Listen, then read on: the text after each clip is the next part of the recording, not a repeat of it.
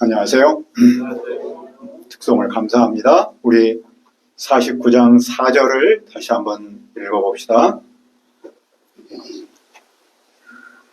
시작. 패역한 따라 어찌하여 골짜기 곧 내 흐르는 골짜기를 자랑하느냐. 네가 어찌하여 재물을 우려하여 말하기를 누가 내게 대적하여 우려하느냐. 하나님 아버지, 이 시간 예배하기를 원합니다. 성령 하나님께서 우리와 함께하여 주옵소서. 한 말씀을 허락하여 주옵소서. 예수님의 이름으로 기도합니다. 아멘. 사람은 누구나 자기가 뭔가 탁월한 것이 있다고 생각하면 그것을 뽐내고 싶어 합니다. 눈에 보이는 성취라든지 또는 쌓아놓은 업적이라든지 또는 확보한 어떤 안정장치가 있으면 은근히 때로는 노골적으로 그것을 사람들 앞에 보여주고 싶어 하지요. 문제는 바로 그 지점에서 우리의 신앙이 금가기 시작할 수 있다는 데 있습니다. 우리는 하나님을 믿는다고 말하면서도 실제 삶 중심에서는 하나님보다도 내가 가진 어떤 것을 뽐내고 싶기 때문이죠. 그렇다면 하나님께서는 그런 사람을 어떻게 대하십니까? 첫째, 하나님은 뽐내면 무너뜨립니다. 1절을 보십시오. 암몬 자손에 대한 말씀이라 여호와께서 이와 같이 말씀하시되 이스라엘이 자식이 없느냐 상속자가 없느냐 말감이 갓을 점령하며 그 백성이 그 성읍들에 사는 것이 어찌 되느냐. 여기에 암몬 자손은 그 뿌리를 아브라함의 조카 롯에게까지 두고 있습니다. 롯에게는 두 딸이 있었죠. 그런데 이제 작은 딸이 아들을 낳았는데 그 아들의 이름이 벤암미였습니다. 그가 바로 이 암몬 족속의 조상입니다. 암몬 족속은 요단 동편, 오늘로 말하면 요르단 지역에 살았어요. 그들은 이스라엘과는 오랫동안 적대 관계를 유지했습니다. 여호와께서 그 암몬을 향해 말씀합니다. 이스라엘의 자식이 없느냐? 상속자가 없느냐? 왜 말감이 갓을 점령하여 그 백성들이 이곳에서 살고 있느냐? 여기서 말감은 암몬의 신, 즉 밀곰이라고도 하고 몰록이라고도 한다 그랬죠. 그리고 아기를 불에 태워서 드리는 아주 나쁜 우상이라고 했어요. 암몬은 이스라엘의 갓 지파 지역을 점령하면서 여호와가 아니라 우상인 말감을 섬겼습니다. 이것은 단순한 영토 확장이 아니라 하나님을 대체하려는 신앙의 도전이었습니다.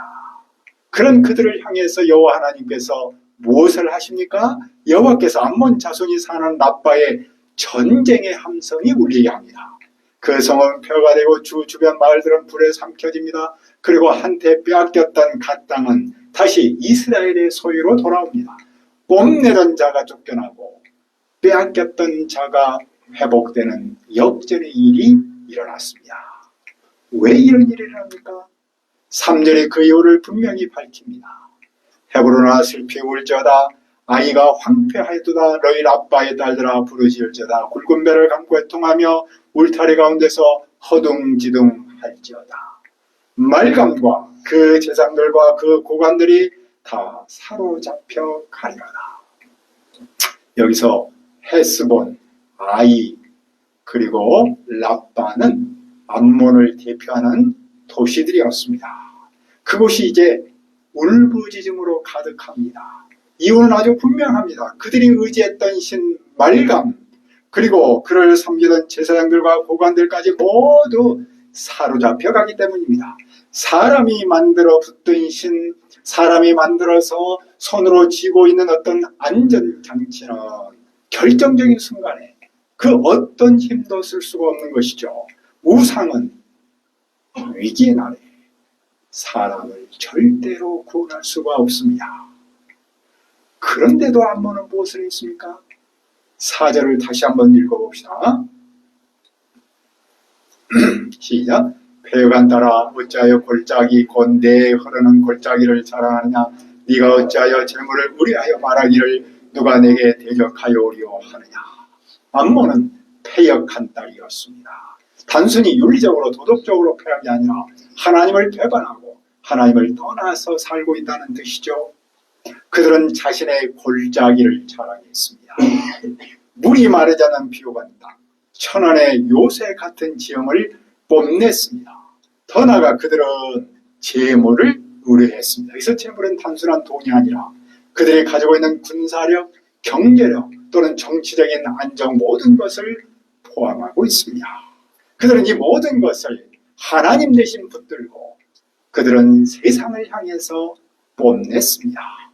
그 결과 그들의 입에서 이런 말이 나옵니다. 누가 내게 대적하여 오리요? 그들은 자기를 건드릴 자가 없다고 확신했습니다. 그들은 하나님을 두려워하지 않았고 심판의 가능성 자체를 생각하지 않았습니다.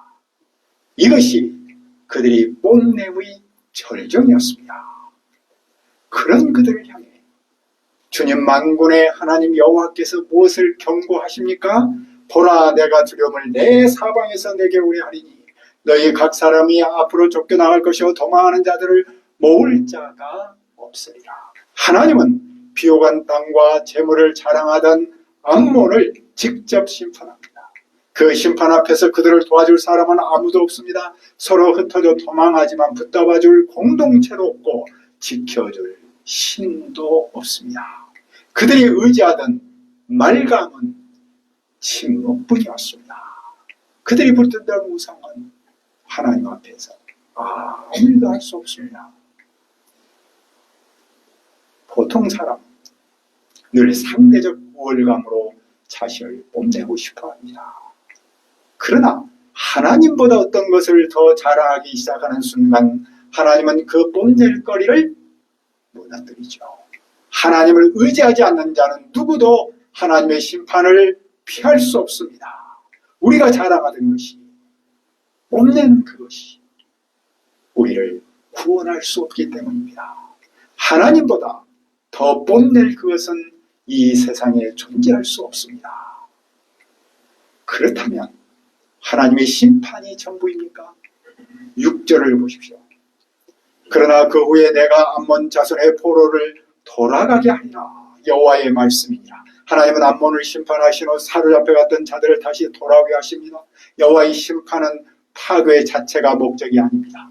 뽐냄을 무너뜨리고 그들이 하나님께로 돌아오도록 하는데 그 목적이 있습니다. 여호와는 심판을 통해서 끝을 말씀하지 않고 심판 너머에 있는 희망을 약속하십니다. 또 하나님은 어떤 사람을 낮춥니까? 둘째, 하나님은 교만하면 낮춥니다. 7절을 보십시오. 에돔에 대한 말씀이야. 만군의 여호와께서 이와 같이 말씀하시되 대만에 다시는 지혜가 없게 되었느냐? 명철한 자에게 책략이 끊어졌느냐? 그들의 지혜가 없어졌느냐?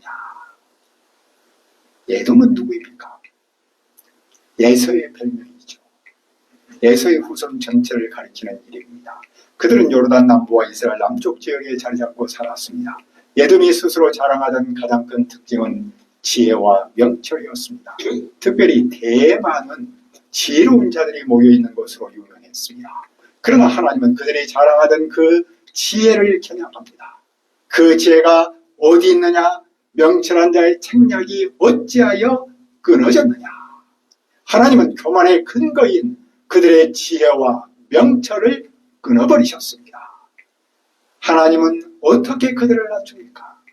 에돔 사람들은 도망하여 깊은 곳에 숨어야 합니다. 왜냐하면 여호와께서 예서를 벌하실 때가 이르렀기 때문입니다. 그 벌을 포도 서리꾼과 도둑으로 비유했습니다. 보통 포도 서리를 할 때면 다 가져가지 않고 조금 남겨두지요. 또 도적이 밤에 훔치러 들어와서도 자기가 원하는 것만 남기고 가져가고 다른 건 남겨둡니다. 하지만 하나님의 심판이 에돔에 임할 때는 그렇게 하지 않습니다. 싹쓸이를 합니다. 하나님의 예서를 샅샅이 뒤집니다. 숨을 만한 곳을 모두 드러내시니 더는 숨을 곳이 없습니다. 자손과 형제와 이웃이 함께 망하고 남아있을 것이라 여겼던 안전망도 모두 무너집니다.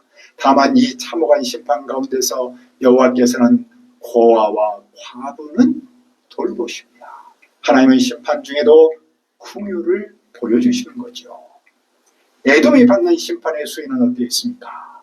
원래 잔을 마실 판결을 받지 않는 자들조차도 그 잔을 마셨다면 하물며 에돔이 어찌 형벌을 피할 수 있겠습니까?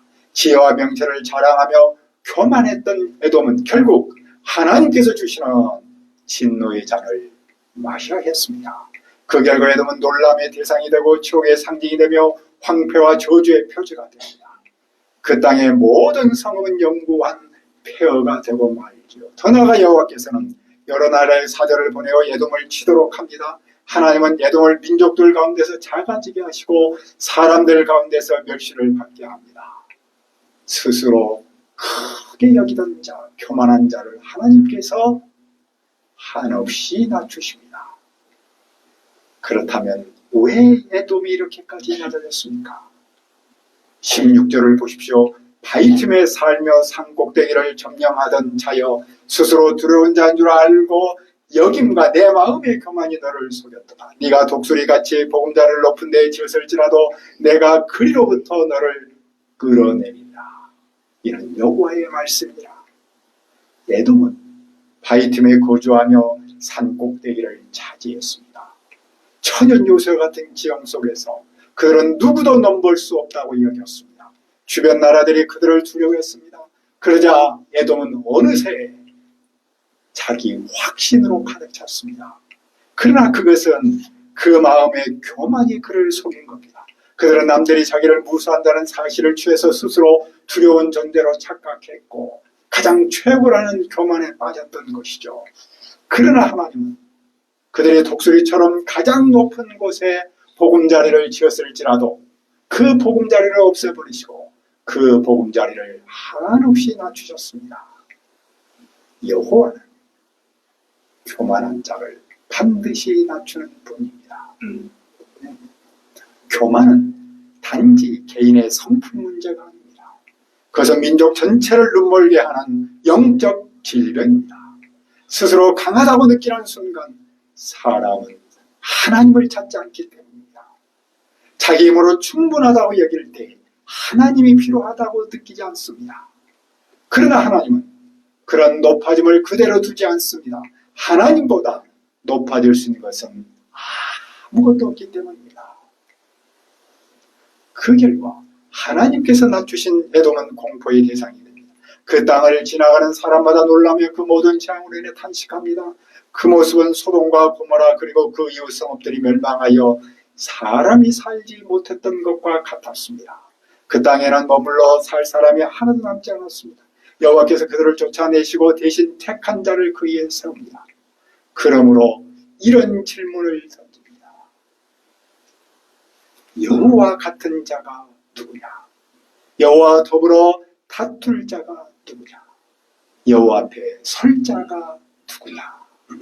이에 대한 대답은 분명하지 않습니까? 아무도 없습니다. 이제 에돔은 여호와의 뜻과 그분이 결심하신 계획을 오직 들어야만 합니다. 에돔이 아무리 지혜롭고 명철하다 할지라도 여호와의 계획 앞서는 아무것도 아닙니다. 그도 그럴 것이 양떼 가운데서 가장 어린 것들까지 끌려가고 온 목장은 황무지로 변하기 때문입니다. 에돔을 향한 여호와의 심판은 반드시 이루어집니다. 여호와의 계획대로 에돔이 쓰러지는 소리가 온 땅에 들리고 저 지중해까지 홍해까지 그 울부짖음이 들립니다. 그런데 22절을 보십시오. 보라, 원수가 독수리같이 날아와서 그의 날개를 보스라 위에 펴는 그날에 에돔 용사의 마음이 진통하는 여인같이 되리라 하시니라. 저기 독수리처럼 날아와 날개를 펼칠 때 한때 용사라 불리던 에돔의 심장은 해산하는 여인처럼 떨립니다. 여기서 우리는 심판 가운데서도 희미하게 비치는 소망의 단서를 발견합니다. 해산의 고통은 극심하죠. 하지만 그 고통은 고통으로 끝나지 않습니다. 반드시 새 생명의 탄생이 뒤따르죠. 마찬가지로 에돔의 심판도 파멸로 끝나지 않습니다. 그 후에는 하나님이 준비하신 새로운 소망이 열립니다. 실제로 예수님 당시 한때 그렇게 교만했던 에돔의 후손, 예수님 때는 이두메라고 불렀어요. 그 이두메 사람들이 있었습니다. 그런데 그들이 예수님께서 행하신 큰 일을 듣고 이두메 사람들이 예수님께 나왔습니다. 이것은 하나님께서 에돔에도 심판 너머의 희망을 예비하셨다는 사실을 보여주는 하나의 증거입니다. 또 하나님은 누구를 버립니까? 셋째, 하나님은 번영과 힘을 의지하면 버립니다. 23절에는 다메섹이 등장합니다. 다메섹은 아람의 수도인 다마스쿠스를 말합니다. 물이 풍부하고 땅이 비옥한 곳이었습니다. 그런 그들이 불길한 소식을 듣고 어찌할 바를 몰라 합니다. 그들은 기운이 빠지고 마음이 녹아들입니다. 그들은 몸을 돌려 도망을 하지만 떨림이 그들을 붙잡습니다. 그들은 해산하는 여인처럼 심한 고통에 사로잡힙니다. 왜 다메섹이 이렇게 됐다고 말씀합니까? 25절을 보십시오. 어찌하여 찬송의 성읍, 나의 즐거운 성읍이 버린 것이 되었느냐. 다메섹은 한때 명성 높은 도시였습니다. 찬송의 성읍이라 불릴 만큼 영화롭고 여호와의 즐거운 성읍이라 불릴 만큼 번영을 누렸습니다. 그러나 그런 성읍이 하나님으로부터 버림받은 성읍이 되었습니다. 번영을 의지하던 도시는 여호와께서 등을 돌리는 순간 아무것도 아닌 존재가 됩니다. 여호와께 버림받자 청년들은 거리에서 쓰러지고 군사들은 전멸합니다. 여호와께서 성벽에 불을 비치니 왕궁까지 다 타버렸습니다. 한때 이름을 날리던 다메섹이 하나님께서 버려버리자 남는 거라고는 고통뿐이었습니다. 이어서 하나님의 말씀은 우리의 시선을 아라비아 광야로 돌립니다. 그곳에 게달과 하솔이라는 공동체가 있었습니다. 그들은 정착도시가 아니라 유목민 공동체였습니다. 그들은 광야에 살며 주변 정착민들을 약탈하던 자들이었습니다. 그러나 이제는 그들이 약탈을 당합니다. 바벨론이 그들을 쳐들어와서 장막과 양들을 빼앗고 휴장과 기구들 심지어 낙타까지 모두 노락질합니다. 하솔은 도망자가 되어서 사방으로 흩어지고 살기 위해서 깊은 곳으로 숨어야 합니다. 왜냐하면 바벨론 왕 느부갓네살이 그들을 치기로 계획했기 때문입니다. 사실 하솔은 광야에서 아무 염려 없이 평안히 살던 공동체였습니다. 그들은 유기를 예상하지 않았고 하나님을 찾지 않았습니다. 그러나 여호와께서 바벨론을 향해 명령합니다. 일어나라, 올라가라. 그 결과 하솔의 낙타들은 노랑물이 되고 그들의 많은 가축들은 탈취당합니다. 여호와께서 하솔이 사방에서 공격을 받게 합니다. 그것은 결국 큰 뱀의 거처가 되고 황폐한 땅이 됩니다. 더는 그곳에 사람이 살지 못합니다. 이제 마지막으로 엘람이 등장합니다. 유다왕 시드기야가 즉위한 지 오래되지 않아서 엘람에 대한 여호와의 말씀이 선지자 예레미야에게 임합니다. 엘람 역시 유명 민족이었으며 그들의 주된 군사력은 활이었습니다. 그런데 만군의 여호와께서 엘람 힘의 근원인 그 활을 꺾어버립니다. 하나님은 사람이 의지하던 그 힘을 꺾으십니다. 여호와께서 하늘 사방에서 바람을 일으켜 엘람을 사방으로 드십니다. 엘람에서 쫓겨난 사람들이 이르지 않는 나라가 없을 만큼 철저한 흩어짐이 일어납니다. 여호와께서 그들의 원수 앞에서 생명을 노린 자들 앞에서 두려움에 빠지게 합니다. 하나님은 멸망이 완성될 때까지 칼을 보입니다. 마침내 엘람의 왕과 고관들은 그 땅에서 사라지고 여호와께서 당신의 보좌를 그곳에 두십니다. 여호와께서 친히 엘람을 다스리십니다. 그러나 여기서도 메시지는 심판으로 끝나지 않습니다. 49절을 보십시오. 그러나 말일에 이르러 내가 엘람의 포로를 돌아가게 하리라 여호와의 말씀이라. 말일에 여호와께서 엘람의 포로를 다시 돌아가게 합니다. 심판 이후에 회복이 있으며 무너뜨린 이후에 다시 세움이 있습니다. 여호와는 엘람에게도 심판 너머로는 희망을 분명히 말씀합니다. 오늘 말씀은 우리에게 단 하나의 질문을 합니다. 너는 무엇을 뽐내며 살아가고 있느냐? 암몬은 비옥한 땅과 재물을 자랑했고 에돔은 지혜와 명철을 의지하며 교만했으며 다메섹과 여러 민족은 번영과 힘을 신뢰했습니다. 그러나 하나님은 그들이 뽐냈던 것들을 무너뜨렸고 그들의 교만을 낮추셨으며 번영과 힘을 의지하는 그들을 버리셨습니다. 그러나 동시에 우리는 한 가지 분명한 사실을 보았습니다. 하나님의 심판은 끝이 아니라는 겁니다. 하나님은 무너뜨린 뒤에도 돌아올 길을 남기고 낮춘 죄도 회복의 가능성을 열어두며 버림받은 자리에서도 소망을 끊지 않았습니다. 왜냐하면 하나님께 중요한 것은 사람이 무엇을 뽐내느냐보다도 하나님께로 돌아오느냐에 있기 때문입니다. 그러므로 오늘 우리는 우리의 뽐냄을 내려놓고 심판 너머의 희망을 여는 하나님만을 뽐내며 살아가기를 기도합니다. 은혜로우신 아버지 하나님, 너는 무엇을 뽐내며 살아가는가라는 말씀 앞에서 다시 한번 여호와 하나님을 뽐내며 살도록 도와주옵소서. 하나님은 심판 후에도 심판 너머에 희망을 여는 분임을 믿습니다.